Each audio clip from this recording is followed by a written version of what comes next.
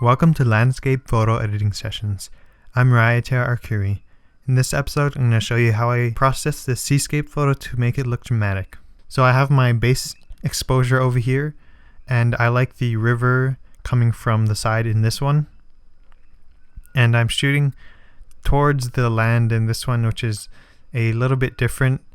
I shot it like this so that I could capture the sunset because there were some interesting clouds in the sky over here. So I have my foreground exposure over here, and I'm gonna blend it with my sky exposure over here because this one has no highlight clipping. I'm also gonna add in these exposures because they have a few streams and waterfalls over here from the waves crashing. Alright, I'm gonna start processing these photos in Lightroom. So the first thing I want to do is get a bit more detail in the sky. So I can do that by reducing the highlights, and then I'm also gonna increase the blacks just to get more detail in the dark areas of the photo. I'm gonna increase the vibrance because I want more overall saturation in the water, the rocks, the sky. And then I'm gonna change the color temperature to make the overall image a bit warmer. Alright, if I zoom into these trees over here, there's some chromatic aberration from the high contrast. So I'm going to go to my lens corrections. I'm going to check remove chromatic aberration.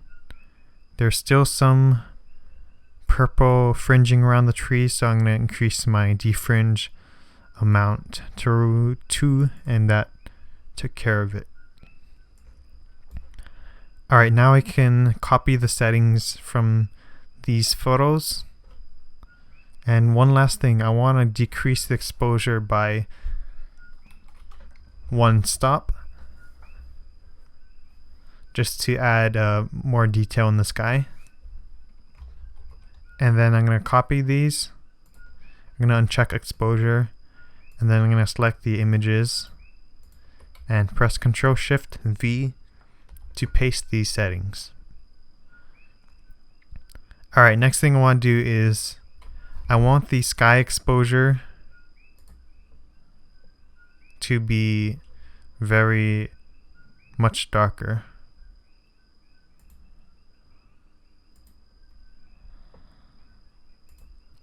So this is the sky exposure, and I need it to be -1.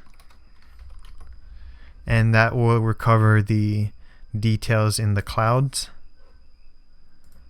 And I still have my base exposure.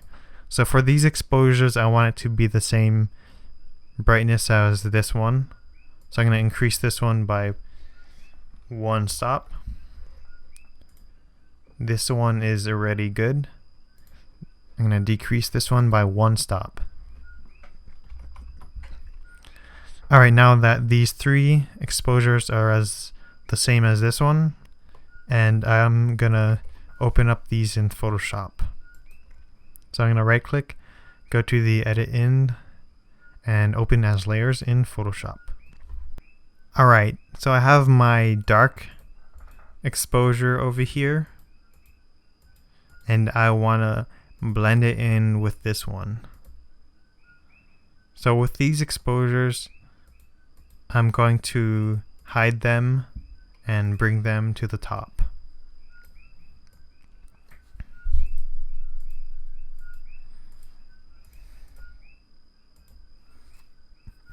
Alright, the way I'm going to blend this is just using a regular layer mask, but the problem with this is that if I blend this one over here, it'll be obvious because the rocks here and trees are brighter. So I'm going to go back to Lightroom and re-edit the sky exposure so that the rocks and the trees has the same brightness as the other one, while still retaining the low brightness of the sky. So I'm going to increase the blacks probably all the way, and maybe the shadows just a little bit. So I'm going to compare these two and see if they're the same brightness.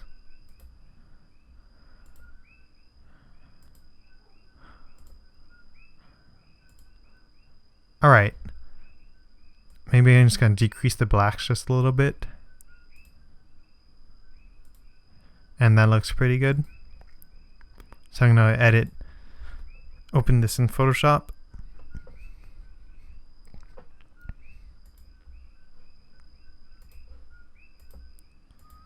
And then just drag this out and then pull the layer in.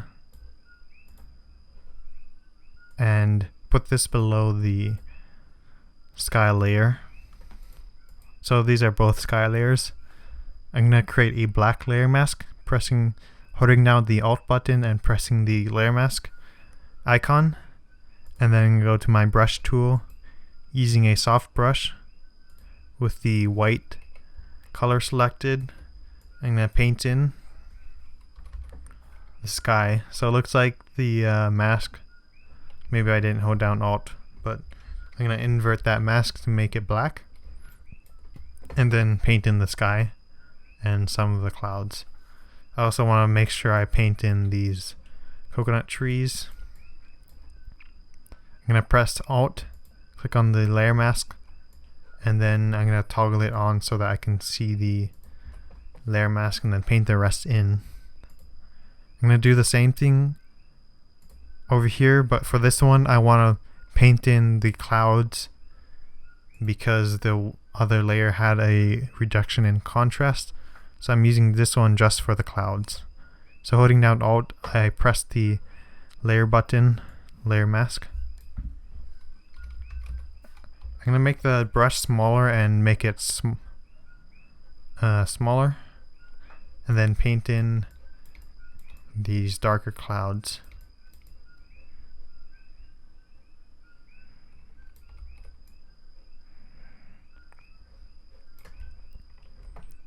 Alright, so that brought in the contrast back into these clouds. And the next thing I want to do is blend these layers in so that I can get these nice waterfalls. I'm going to zoom in here. I'm going to make the layer visible. I'm going to make a black layer mask. Using a small brush, I'm going to paint these waterfalls in.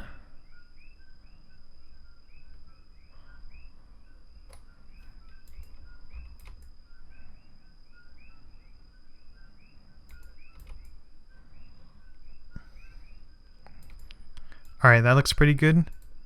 And I'm going to add even more by blending in the other layers too.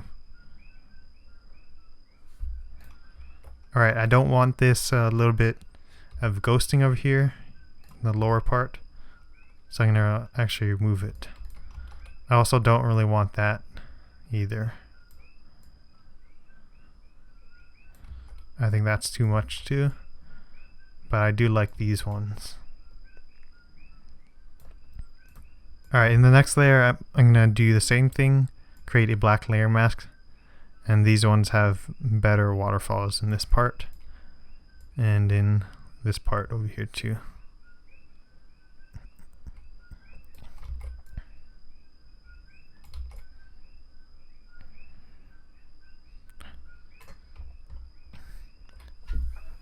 Alright, so that looks pretty good, and I'm going to select these layers, holding down Shift to select them all, and then I'm going to merge them with Control E. So that's gonna merge all the layers together and save me some document space. Alright, the next thing I want to do is get rid of some of these areas over here. So I want to get rid of these power lines and also want to get rid of this house and trees over here. So I'm going to do this. I'm going to create a new layer, and I'm going to just call this the cloning layer.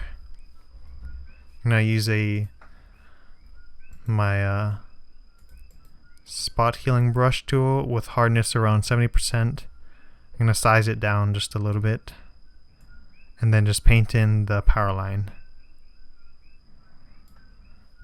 Alright, I'm going to redo that with a smaller brush. Just going to paint that in. Alright, that looks pretty good. I'm going to do the next line.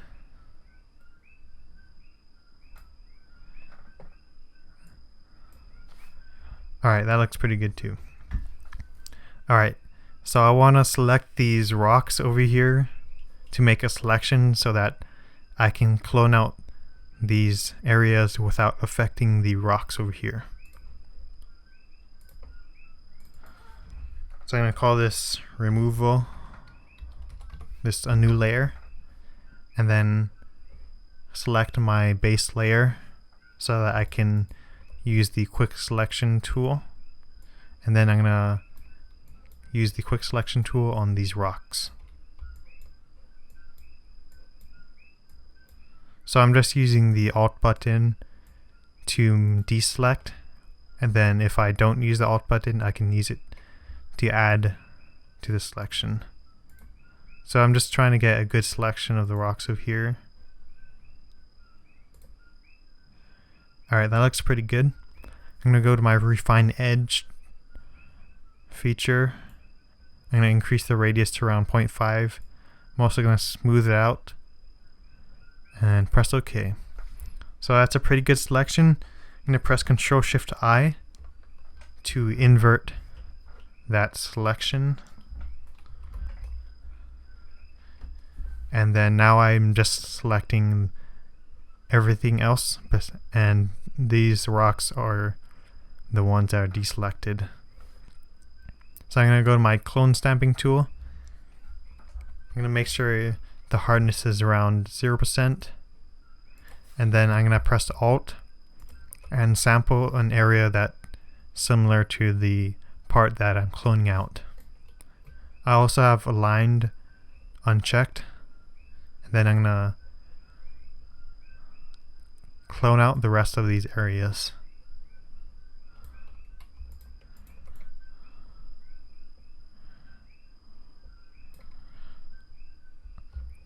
I'm just going to make sure I don't have anything that has the same part, like the sky over here, and that looks pretty good. I'm going to deselect by pressing Ctrl D. I'm going to add a layer mask to this and go back to my brush tool, increase the hardness to around 70%. I'm also going to size it down and make a black brush. And then I'm just going to paint this tree back in.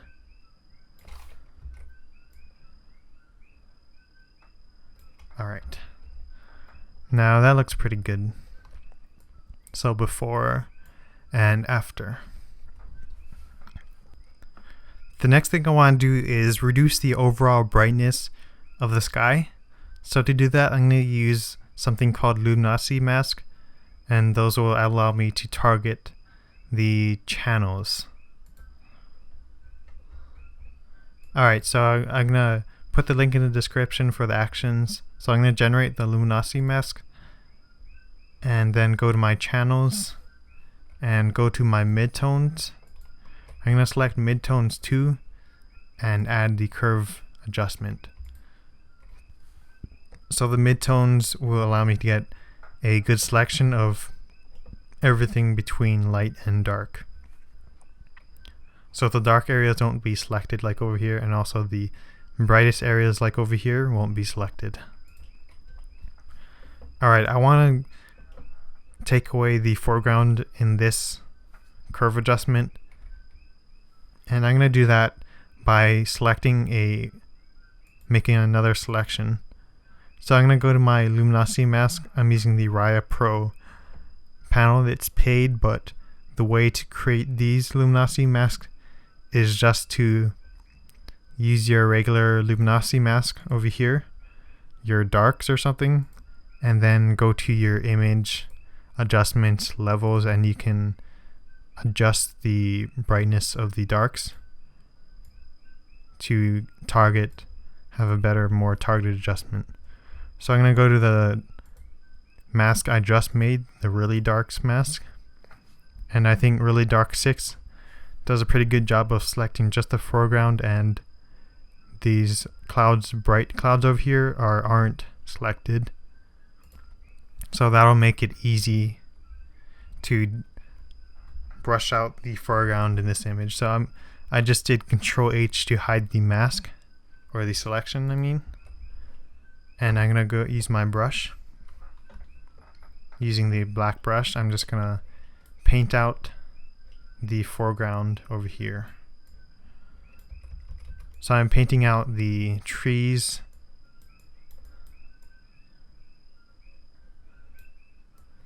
Alright, now I can deselect the selection by pressing Ctrl D, and now I can paint in the rest of the areas.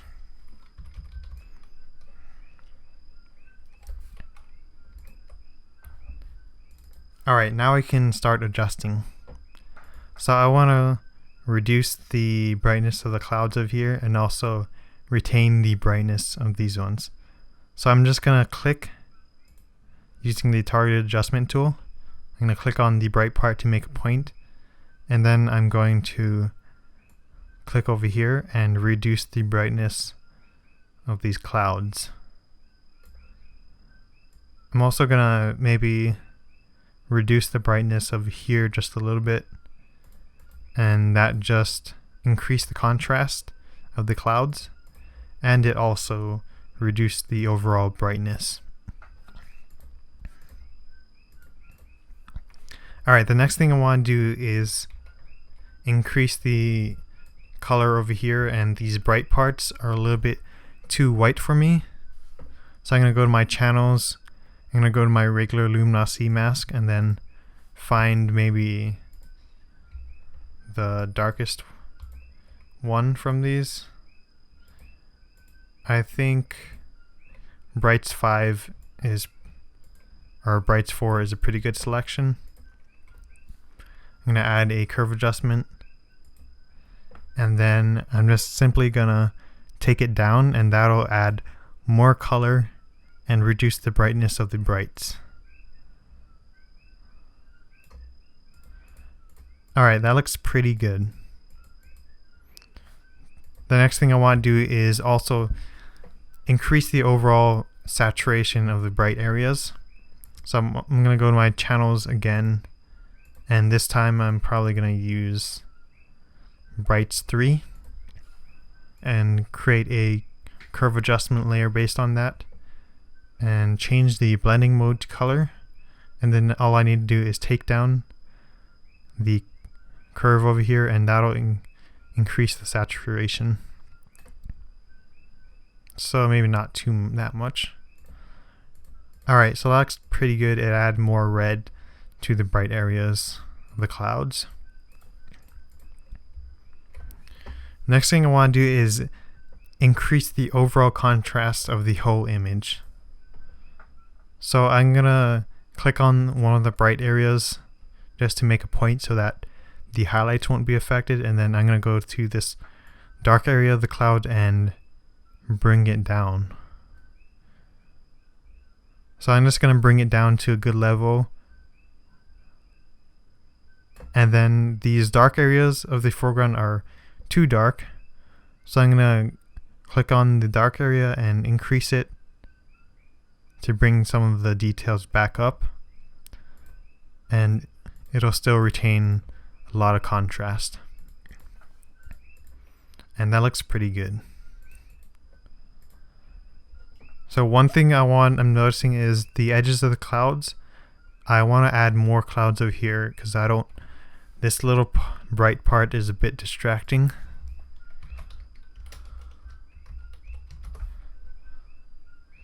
So I'm going to go to my clone stamping tool. I'm going to stamp it from somewhere around there. Increase the size. And then paint in over here.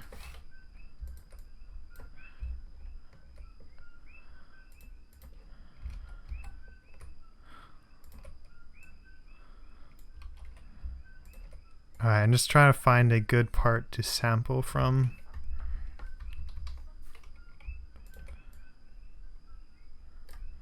Alright, that's good enough, I think. Alright, that looks much better now. Less distracting. The next thing I want to do is add more color to the image. Or I mean, adjust the color of the image. So I'm going to add a curve adjustment. I'm going to change the blending mode to color. I want to add more blue to the shadows. So I'm changing the channel to blue channel. I'm going to take the bottom point and bring it up just a little bit. This will add more blue to the shadows. I want to take the highlight point and bring it down. So this will add more warm tones to the highlights. I'm going to go to my greens, go to my highlights, and then find the highlights that are near the top. And then just increase the highlights just a little bit, and then go back to my darks or midtones and bring the curve down. I'm going to go to my red channel and do the same thing. So I'm going to bring it up a little bit, go to my darks and bring it down.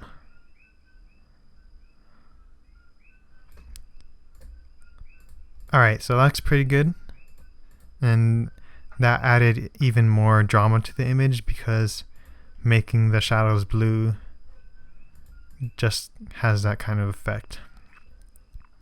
Alright, one more thing I want to do is increase the contrast of the water over here. I'm simply going to find a bright part. I'm going to increase the brightness a little bit, go to a dark part and bring it down a little bit too. I'm going to invert this channel, this curve adjustment, the mask, and then using a white brush, I'm just going to paint in the areas I want more contrast in. So I'm going to take the hardness back down.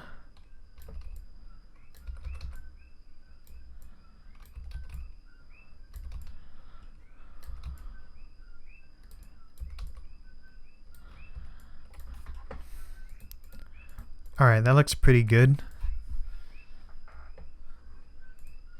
The next thing, I want to add a glow effect to the image. So I can create the glow effect by creating a stamp of the image. So I can do that by pressing Ctrl, Shift, Alt, and E. That's the shortcut to create a stamp. So this will merge all the layers and make a copy of it, while still retaining the layers below. And I'm going to apply a Gaussian blur. So I have my Gaussian blur shortcut already set up, and you can do that too if you want. So I like to use a radius of around 20 for this image. And then I'm going to reduce the opacity to 20%.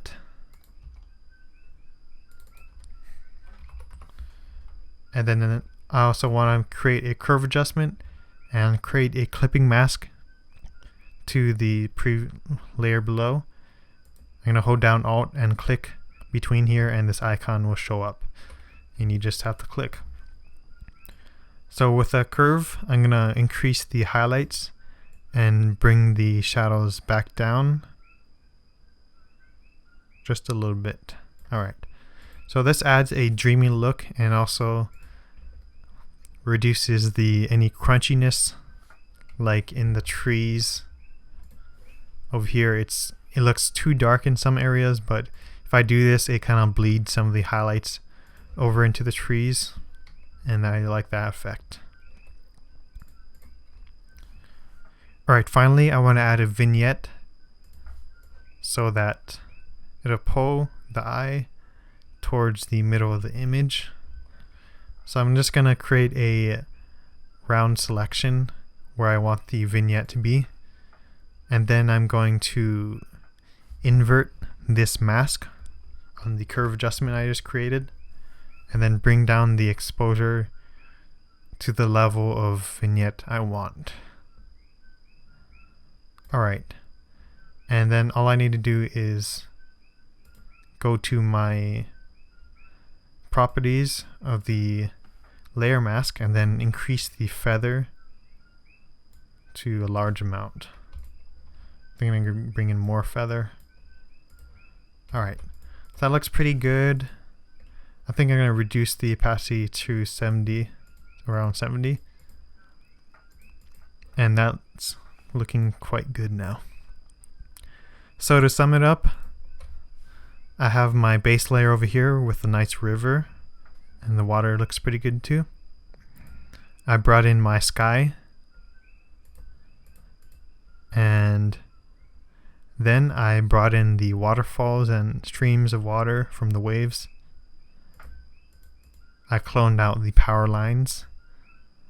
I also cloned out the clouds over here, and also removed the house and trees in this part of the image. So reducing distractions.